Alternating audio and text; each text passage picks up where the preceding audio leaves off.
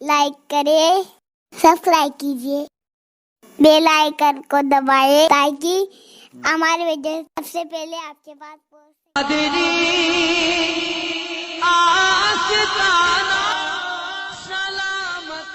یہ بڑا پرفتن دور ہے۔ اس دور میں انبیاء کرام کے حوالے سے، اولیاء کرام کے حوالے سے، صحابہ کے حوالے سے، اہل بیت کے حوالے سے مختلف عقائد و نظریات میں لوگ منقسم ہو گئے، تقسیم ہو گئے ہیں، اور کم علمی کی وجہ سے لوگوں کے اندر عجیب خیالات اور عجیب نظریات پیدا ہو رہے ہیں۔ اور یہ جو خیالات اور نظریات کی تقسیم ہے بالخصوص بر صغیر کے اندر، وہ انگریزوں کی نحوست ہے۔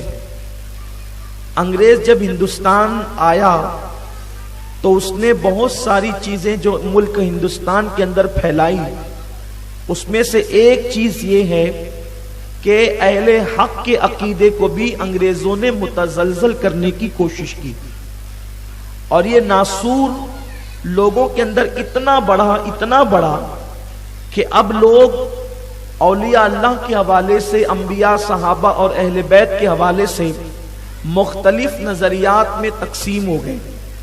میرے پیارے آقا صلی اللہ علیہ وسلم کے پیارے دیوانوں، اولیاء اللہ کی عظمت کے حوالے سے لوگوں کے دلوں کے اندر کبھی کبھی یہ خیالات آتے ہیں کہ کیا اللہ کا ولی قبر میں جانے کے بعد کسی کی مدد کر سکتا ہے؟ کیا اللہ کا ولی ہماری فریاد کو سن سکتا ہے؟ کیا اللہ کا ولی ہمارے دلی جذبات کو محسوس کر سکتا ہے؟ اس پر اس کی نظر ہمارے دل پر پڑ سکتی ہے؟ یہ ایسے عقائد ہیں کہ اللہ کا ولی دے سکتا ہے، مدد کر سکتا ہے، ہماری سن سکتا ہے۔ یہ ساری چیزیں، اس میں 1857 سے پہلے ہندوستان کے اندر کوئی اختلاف تھا ہی نہیں۔ ہندوستان کے لوگ اس بات کو دل و جان سے مانتے تھے، اس نظریے پر یقین رکھتے تھے، اولیاء اللہ کے ماننے والے تھے، اور اس کی وجہ یہ تھی کہ لوگوں کی نگاہیں قرآن اور حدیث پر تھی۔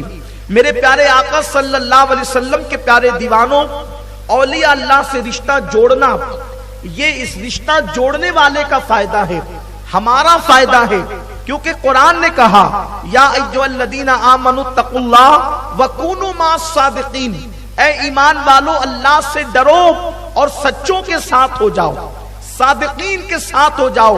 میرے آقا صلی اللہ علیہ وسلم کے دیوانوں، قرآن مقدس نے صادقین کی تشریح واضح طور پر فرمائی۔ کیا فرمائی؟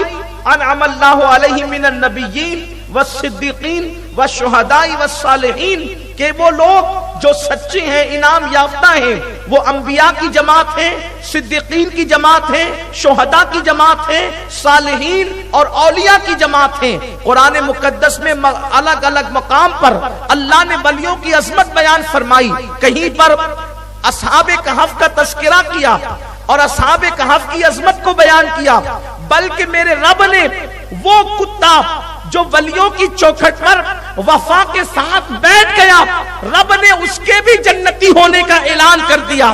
وفا کے ساتھ بیٹھنے والے کتے کو بھی میرے اللہ نے جنتی ہونے کا اعلان کر دیا۔ کہیں پر قرآن آصف بن برخیہ کا تذکرہ کرتا ہے، کہیں پر قرآن جناب زکریا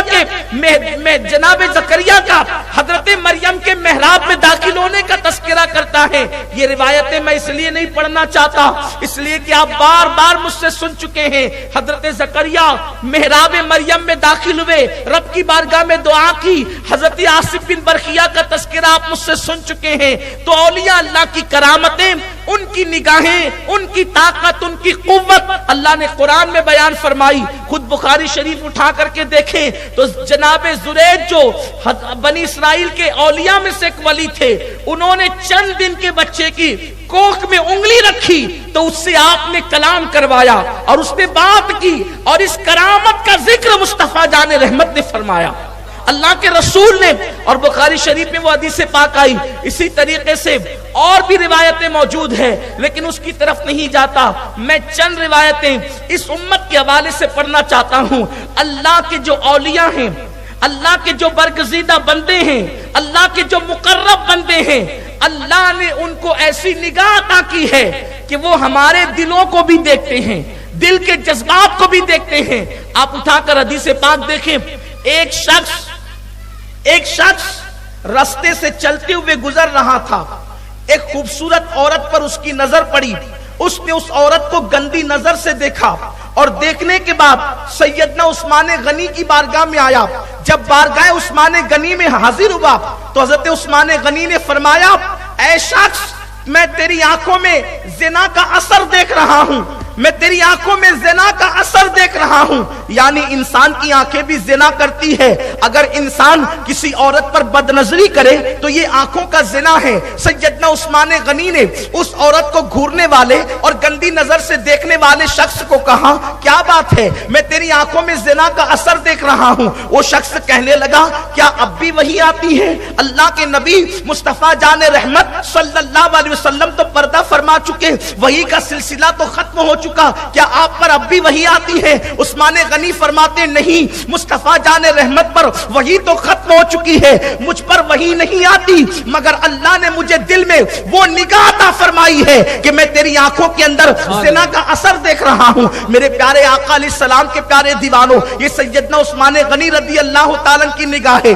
اسی طریقے سے اشارہ دینا چاہتا ہوں، سیدنا فاروق اعظم اپنے منبر پر کھڑے ہو کر جمعہ کے دن اللہ اکبر نہاون کے اندر جو جنگ ہو رہی ہے وہاں کا منظر دیکھ کر کے رہنمائی فرما رہے ہیں۔ اسی طریقے سے اور بھی بہت ساری کرامتوں کا تذکرہ کیا جا سکتا ہے، اور ایک بات تو پھر میرے مولا کی ہے، سیدنا مخدوم اشرف جہانگیر سمنانی کا تذکرہ کرنے سے پہلے ان کے دادا کا ذکر بھی کر لیا جائے۔ مولا علی کی نگاہ کیا تھی، علی مرتضیٰ کی نگاہ کیا تھی؟ ایک مرتبہ صبح کا وقت ہے، صبح کے وقت میں میرے مولا نے اپنے غلام کو بلایا، اور غلام کو بلانے کے بعد فرماتے ہیں، جاؤ اور جا کر کے دیکھو فلاں محلے کے اندر میاں بیوی آپس میں جھگڑا کر رہے ہیں، ان کو میرے پاس لے کر کے آؤ۔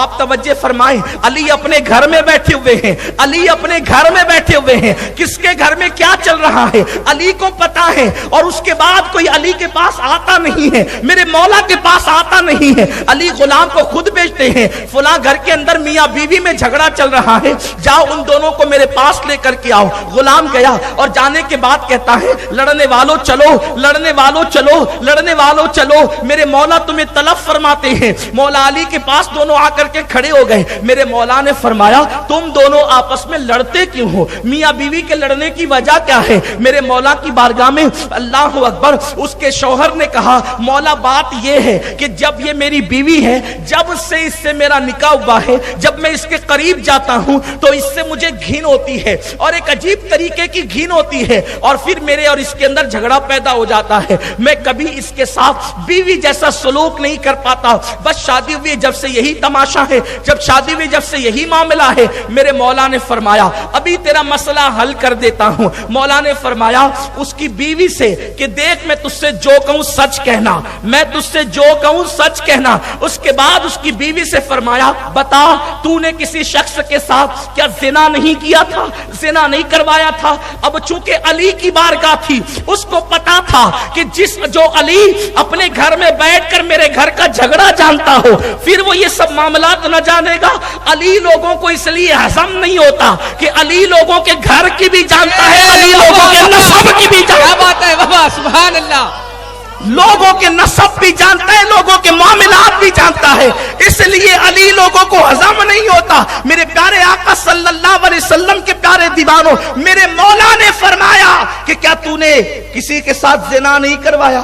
اس نے کہا جی۔ پھر فرمایا اس سے تجھے بیٹا پیدا ہوا تھا؟ کہا جی۔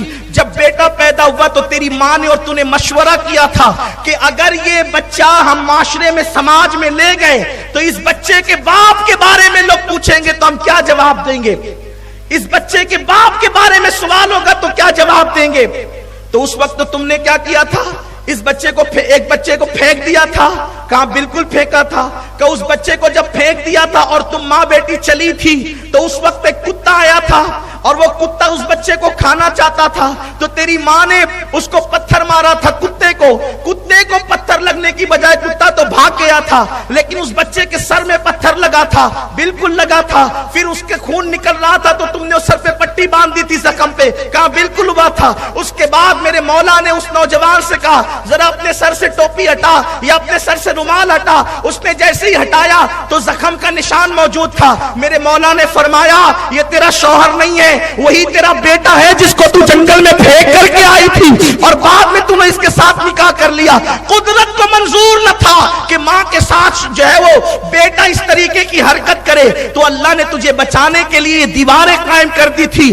تم میاں بیوی نہیں ہو بلکہ تم ماں بیٹے ہو، جاؤ اپنے گھر میں رہو۔ یہ میرے مولا کی نگاہ ہے۔ بتائیں یہ نگاہ اللہ اپنے ولی کو کس طرح عطا کرتا ہے، ولیوں کو کیسی نگاہیں دی جاتی ہے۔ میرے پیارے آقا علیہ السلام کے پیارے دیوانوں، اس طرح کی روایتیں پڑھی جائے دفاتر کے دفاتر جو ہے بھر جائیں، اس طرح کی راتیں کم پڑ جائیں، اللہ نے ولیوں کو وہ نگاہ عطا کی ہے۔ اسی لیے ولی کبھی کبھی لوگوں کو ہضم نہیں ہوتے تھے، کیونکہ اولیاء اللہ کی شان کیا ہوتی ہے، ارے جب چونٹی 3 میل کے فاصلے سے دیکھ لیتی ہے، قرآن کہتا ہے، تو ولی اپنی قبر میں رہ کر کے دنیا کو نہیں دیکھ سکتا، بالکل دیکھ سکتا ہے۔ یہ اولیاء کی شان ہے۔ میرے آقا غوث الاعظم دستگیر کہتے ہیں نظر تو الی بلاد اللہ جمع کخردلتین علی حکم اتصالی، کہ میں اللہ کے شہروں کو ایسے دیکھتا ہوں جیسے تم ہتھیلی پر رائی کا دانہ دیکھتے ہو۔ یہ ہمارے اولیاء کرام ہیں جن کو خدا ایسے دکھاتا ہے۔ اور بات تو خدا کے دکھانے کی ہے یار، اگر عقاب کو خدا زمین دکھائے، عقاب کو خدا پرندے کو زمین دکھائے تو لوگوں کو اعتراض نہیں ہے، ولی کو کائنات دکھا دے تو ہم معترض کیوں ہو جاتے ہیں؟ ہمیں کبھی اعتراض نہیں کرنا چاہیے۔ اور یہ اللہ والے بڑی شان رکھتے ہیں، ان کی کرامتیں بھی ثابت، ان کی ولایتیں بھی ثابت، ان کی عظمتیں بھی ثابت، قبر کے اندر ان کے جسم بھی ثابت، ان کے اختیارات بھی ثابت۔ حضور سیدنا مخدوم اشرف جہانگیر سمنانی سے کسی نے پوچھا کہ ایک روایت یہ بیان کی گئی ہے کہ بعض اولیاء ایسے ہیں جو اپنی قبر سے تصرف کرتے ہیں، ان میں سے شیخ عبد القادر جیلانی غوث الاعظم ہیں، اور ان کے علاوہ دیگر اور اولیاء کے نام لیے گئے۔ آپ کیا کہتے ہیں؟ آپ فرماتے ہیں ہمارے سلسلے چشتیہ میں تو اولیاء اللہ کے درجات میں تفریق کرنا یہ بے ادبی میں تصور کرتا ہوں، البتہ ہمارے سلسلے میں اور کچھ اولیاء ہیں جو قبروں کے اندر رہ کر کے آج بھی تصرف کرتے ہیں۔ اس میں سے فرماتے ہیں ایک تو میرے پیر و مرشد حضرت سیدنا علاؤلک پنڈوی رحمت اللہ تعالیٰ علیہ، اور دوسرے حضرت سیدنا محبوب الہی رحمت اللہ تعالیٰ علیہ، اور حضرت سراج اخی رحمت اللہ تعالیٰ علیہ آئینہ ہند، اور ایک حضرت محبوب الہی رحمت اللہ تعالیٰ علیہ، اور ایک حضرت قطب الدین بختیار کاکی رحمت اللہ تعالیٰ علیہ، اور ایک سلطان الہند سرکار غریب نواز رضی اللہ تعالیٰ۔ یہ اولیاء آج بھی اپنی قبور سے تصرف کرتے ہیں۔ یہ اولیاء کرام آج بھی تصرف یعنی اختیار رکھتے ہیں، روحانی طور پر مدد کرتے ہیں۔ اگر یہ بات آپ کو سمجھ میں نہیں آتی تو اس کو قرآن سے مزین کر دی جائے۔ جس وقت جناب سلیمان علیہ السلام نے اپنے وزیر آصف برقیہ کو کہا کہ تخت بلقیس لاؤ، اس وقت حضرت سلیمان علیہ السلام ملک شام میں تھے اور بلقیس کا تخت یمن میں تھا۔ آصف اپنی جگہ سے ہٹے بھی نہیں اور پلک جھپکنے سے پہلے بلقیس کا تخت لا کر حاضر کر دیا۔ کون کہہ رہے؟ قرآن کہہ رہا ہے۔ اس لیے ہمیں بھی اپنی عقیدے کی اصلاح کرنی چاہیے۔ اور یہ سیدنا مخدوم اشرف کون ہے؟ یہ اشرف سمنا کون ہے؟ اب ذرا دل کے کانوں سے سنیے، جس کے جشن میں آئے ہیں وہ ہمارا مخدوم الحمدللہ تعالی مخدوم اشرف اور سرکار غریب نواز کا دور تقریباً کم و بیش آپ اور آپ کے دور میں کتنے واسطے ہیں؟ حضرت بختیار کاکی بابا قطب الدین، حضرت بابا فرید الدین گنج شکر 2، حضرت سیدنا محبوب الہی 3، حضرت اخی سراج آئینہ ہند 4، حضرت علاؤلک پنڈوی 5، یعنی 5 واسطے ہیں غریب نواز اور مخدوم اشرف جہانگیر سمنانی کے درمیان۔ اب ذرا میں حوالے پڑھنے لگا ہوں اور حوالے کے ساتھ بات کرنے لگا ہوں۔ اولیاء اللہ کی بات ہم کبھی گلو نہیں کرتے، میں بارہا کہہ چکا ہوں، لوگ گڑ کر وہاں کہتے ہیں جہاں فضیلتیں نہیں ہوتی، کرامتیں نہیں ہوتی۔ ہمارے بزرگوں کے لیے دفتر کے دفتر موجود ہے الحمدللہ، اس لیے ہم سنیوں کو گڑنے کی ضرورت نہیں پڑتی۔ شیخ عبدالحق محدث دہلوی رحمۃ اللہ علیہ لکھتے ہیں یہ 5 واسطے ہیں سرکار غریب نواز اور حضرت مخدوم اشرف جہانگیر سمنانی میں۔ یہ سیدنا مخدوم اشرف جہانگیر سمنانی وہ ہے، شیخ عبدالحق محدث دہلوی فرماتے ہیں کہ سرکار غریب نواز فرماتے ہیں میرے سلسلے کے اندر ایک ایسا ولی پیدا ہوگا جو اپنے وقت کا غوث ہوگا، اس کا نام سید اشرف ہوگا، اور وہ میرے سلسلے کو آج سر نو زندگی عطا کرے گا۔ جس کی غوثیت کا اعلان، جس کی ولایت کا اعلان حضور غریب نواز نے کیا ہے، وہ سیدنا مخدوم اشرف جہانگیر سمنانی کی ذات ہے۔ اب آئیے ان کی غوثیت کا اعلان کون کر رہا ہے؟ ولادت مخدوم سمنا سے پہلے کس نے اعلان کیا؟ ابھی آپ نے غریب نواز کا نام سنا، ہم سنیوں کے لیے تو غریب نواز کا نام ہی کافی ہے، اور تحقیق کے لیے محقق علی الاطلاق شیخ عبدالحق محدث دہلوی کا حوالہ کافی ہے۔ لیکن اب آ جائیے اس بارگاہ کی طرف جس کو غوث الاعظم دستگیر کی بارگاہ کہتے ہیں، جس کو غوث الاعظم دستگیر کی بارگاہ کہتے ہیں۔ غوث پاک کی بارگاہ میں ایک شخص آتے ہیں اور آنے کے بعد کہتے ہیں یا غوث الثقلین مجھے بیٹا نہیں ہے اور مجھے بیٹا چاہیے۔ میرے غوث نے فرمایا تیری قسمت میں نہیں ہے، تیری قسمت میں نہیں ہے۔ اس نے کہا حضور اگر قسمت میں ہوتا تو آپ کے پاس کیوں آتا؟ مانگنے والے تو ایسے ہی آتے ہیں نا، اور جو ایسے مانگتے انہی کو ملتا ہے، جو ایسے مانگتے ہیں انہی کو ملتا ہے۔ اس لیے کہ عقل عیار ہے 100 بھیس بدل لیتی ہے۔ عقل کی طرف مت جائیے، عقل کے گھوڑے مت دوڑائیے، عشق کی طرف آئیے، عشق کی طرف آئیے، اس لیے کہ عشق کھینچ کر منزل پر پہنچاتا ہے۔ عشق وہ ہے جو منصور بناتا ہے، عشق وہ ہے جو سرمست بناتا ہے، عشق وہ ہے جو بارگاہ جنیدی تک لے جاتا ہے، عشق وہ ہے جو صابر کلیر بنا دیتا ہے، عشق وہ ہے جو عبد القادر جیلانی کو غوث الاعظم دستگیر بنا دیتا ہے۔ ہاں یہ عشق کی بات ہے، اہل عشق کی شان ہی جدا ہے۔ عشق وہاں لے جاتا ہے جہاں پر بڑے بڑوں کے بازو تھک جاتے ہیں۔ اللہ اکبر۔ تو آنے والے نے کہا اگر قسمت میں ہوتا تو آپ کے پاس کیوں آتا، تقدیر میں ہوتا تو یوں ہی مل جاتا۔ اور اولیاء اللہ تقدیر پڑھتے ہیں، اولیاء اللہ تقدیر پڑھتے ہیں۔ مولانا روم اپنی مثنوی میں کہتے ہیں کہ اولیاء اللہ کے سامنے لوح محفوظ سامنے ہوتا ہے، بالکل سامنے ہوتا ہے، وہ پڑھتے ہیں۔ اب آپ کہتے ہیں کیسے پڑھتے ہیں؟ یہ بات آج کے دور میں سمجھنا سمجھانا بہت آسان ہو گیا ہے۔ اگر کوئی آج سے 100 سال پہلے کہتا، 100 سال بھی نہیں بلکہ 50 سال پہلے کہتا کہ ایک ایسا آلہ ایجاد ہوگا کہ سعودی میں بیٹھ کر کے ایک بندہ بغیر وائر کے مالیگاؤں والے سے بات کرے گا، کوئی وائر وغیرہ نہیں ہوگا، چھوٹا سا ایک آلہ ہوگا، اس سے بات ہوگی، تو لوگ کہتے چل بھائی صبح سے کوئی ملا نہیں تھا کیا تجھے؟ ہم ہی ملے تھے بیوقوف بنانے کے لیے۔ لیکن آج ہو رہا ہے نا ایسا، لوگ بات کرتے ہیں موبائل سے اور پتہ نہیں آگے آگے کیا کیا ایجاد ہوگا، اور جیسے جیسے ایجادات بڑھتی جائے گی ویسے ویسے جو ہے وہ دلیلیں منکشف ہوتی جائے گی، لوگوں کو سمجھنا سمجھانا آسان ہوتا جائے گا۔ جب سیٹلائٹ کی اتنی مضبوط طاقت ہے کہ اس نے سعودی میں بیٹھنے والے کو مالیگاؤں والے سے قریب کر دیا، سنوا بھی دیا، بلکہ اب تو سننا نہیں، اب تو لوگ دیکھ بھی لیتے ہیں۔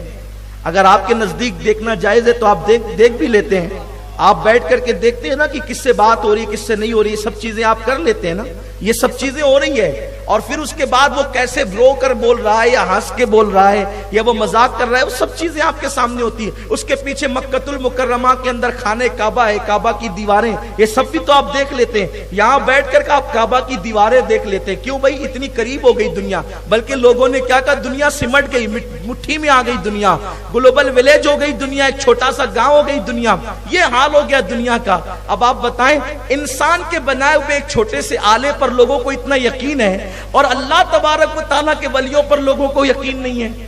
یہ آپ دیکھ سکتے ہیں، یہاں بیٹھ کر کے کعبہ دیکھ سکتے ہیں آپ موبائل کے ذریعے سے۔ اگر کہہ دو کہ ولی لوح محفوظ دیکھتا ہے تو کہتے ہیں یار دنیا کی مثال مت دیجیے، آپ کوئی دلیل دیجیے، دلیل دو تو کہتے ہیں کہ یہ ایسی ہے اور یہ ویسی ہے۔ لیکن لوگوں کو بتائے کیسے کہ میرے بھائیوں مانو مانو مانو، ماننے میں بھلائی ہے، کیونکہ ماننے والا ابو بکر صدیق بنتا ہے اور انکار کرنے والا ابو جہل بنتا ہے۔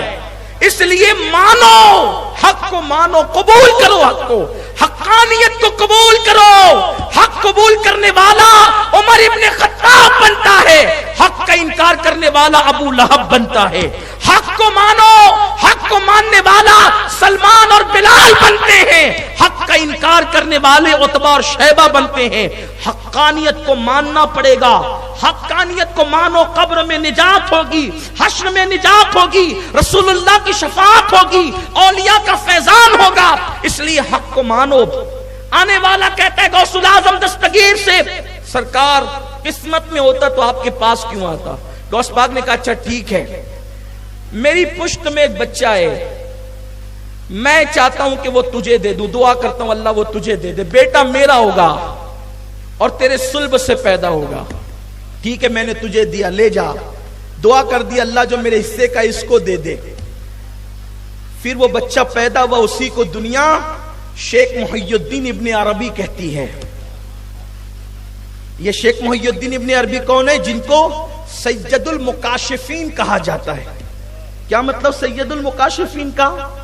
یہ سید المکاشفین کا مطلب یہ ہے کہ جن لوگوں کو کشف ہوتا تھا، کشف تو اہل کشف کے سردار کا نام ہے شیخ محی الدین ابن عربی۔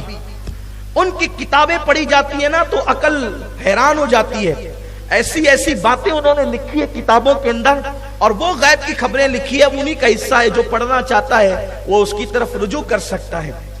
تو میرے پیارے آقا علیہ السلام کے پیارے دیوان، وہ سید المکاشفین شیخ محی الدین ابن عربی یعنی غوث الاعظم دستگیر کی مانوی اولاد، وہ فرماتے ہیں، اب سنیے، وہ فرماتے ہیں کہ میں حج کے لیے گیا اور میں کعبے کا طواف کر رہا تھا۔ کون؟ شیخ محی الدین ابن عربی، یہ غوث الاعظم کے دور کے ہیں۔ غوث پاک کی بارگاہ میں ان کے والد آئے تھے بیٹا مانگنے کے لیے، غوث پاک کی دعا سے پیدا ہوئے، غوث پاک نے ان کو مانوی اولاد کہا۔ خود اتنے بڑے مرتبے پر فائز ہیں کہ صوفیہ کے سردار کہے جاتے ہیں اپنے دور کے اندر۔ وہ فرماتے ہیں میں حج کے لیے گیا، اور جب حج کے لیے گیا کعبے کا طواف کر رہا تھا، بھیڑ بہت تھی، اسی بھیڑ کے اندر میں نے دیکھا ایک بندہ کعبے کا طواف کرتے ہوئے آیا، اور لوگ ہٹتے جاتے تھے اور وہ آگے بڑھتا جاتا تھا، لوگ ہٹتے جاتے تھے وہ آگے بڑھتا جاتا تھا اور آسانی سے طواف کرتا جاتا تھا۔ میں نے سوچا اس کے اندر جسم ہے کہ نہیں کہ یہ روح ہی طواف کر رہی ہے۔ جب طواف مکمل ہوا تو میں نے اس کو سلام کیا، اس نے کہا وعلیکم السلام یا محی الدین ابن عربی۔ اس وقت میں نے پوچھا حضرت آپ جانتے ہیں اس دور کا غوث کون ہے؟ کیونکہ ہر دور میں غوث ہوتا ہے، یاد رکھنا ہر دور میں ولیوں کا سردار غوث ہوتا ہے، لیکن غوث الاعظم اب کوئی نہیں ہو سکتا، اس لیے کہ غوثیت کے منصب پر مولا علی تھے، ان کے بعد امام حسن، ان کے بعد امام حسین، یعنی غوث اعظم کی منزل پر، غوثیت کبریٰ کی منزل پر، ان کے بعد حضرت امام حسین، ان کے بعد امام زین العابدین، ان کے بعد امام محمد باقر، ان کے بعد امام محمد جعفر، ان کے بعد امام موسیٰ کاظم، ان کے بعد امام موسیٰ کاظم علی رضا، ان کے بعد امام تقی، امام نقی، امام حسن عسکری، اور ان کے بعد غوثیت کبریٰ کے مقام پر سرکار غوث الاعظم دستگیر شیخ عبد القادر جیلانی فائز ہوئے ہیں، اور اب قیامت تک امام مہدی کی آمد تک کے اس منصب پر حضور غوث الاعظم شیخ عبد القادر جیلانی رہیں گے۔ سبحان اللہ۔ غوث وقت ہوتا ہے لیکن غوث اعظم یہی لوگ ہیں جن کا ذکر میں نے کیا۔ اب غوث اعظم کوئی نہیں ہو سکتا، امام مہدی تک، امام مہدی کی آمد ہوگی، وہ غوثیت کبریٰ کے مقام پہ فائز ہوں گے۔ یہ صوفیہ کا نظریہ ہے، لیکن غوث کوئی ہوتا ہے زمانے کا غوث، اور جتنے زمانے کے غوث ہوتے ہیں وہ صرف سادات میں ہوتے ہیں، حضور کی اولاد میں ہوتے ہیں۔ بہت سارے لوگوں کا نظریہ یہی ہے کہ جو غوث ہوتا ہے وہ خاندان رسول میں صرف ہوتا ہے۔ بعض لوگوں نے اس کے علاوہ بھی تحقیق کی ہے، میں کسی کی تحقیق کا منکر نہیں، لیکن بات جو کہہ رہا ہوں اپنے ذوق کی وہ یہ ہے۔ تو اس وقت شیخ محی الدین ابن عربی نے جو کعبے کا طواف جلدی جلدی کر رہا تھا اور لوگ ہٹتے جاتے تھے، ان سے پوچھا حضرت غوث کون اس زمانے کا معلوم ہے آپ کو؟ تو اس نے کہا کہ ہاں معلوم ہے۔ فرمایا اس زمانے کا غوث میں ہوں۔ وہ جو جلدی جلدی طواف کر رہے تھے نا، شیخ محی الدین ابن عربی کے پوچھنے میں کہا اس وقت کا غوث میں ہوں، اور میرے بعد جو غوث ہوگا وہ جلال الدین ہوگا۔ شیخ محی الدین ابن عربی سے کہا ابھی تو میں غوث ہوں، میرے بعد جو غوث ہوگا وہ جلال الدین ہوگا، اور اس کے بعد جو غوث آئے گا وہ سید محمد اشرف جہانگیر ہوگا۔ ابھی پیدا بھی نہیں ہوئے غوث حضرت مخدوم اشرف جہانگیر سمنانی یعنی غوث وقت، اسی لیے دنیا ان کو غوث العالم کے لقب سے جانتی اور پہچانتی ہے۔ مصطفیٰ کا گھرانہ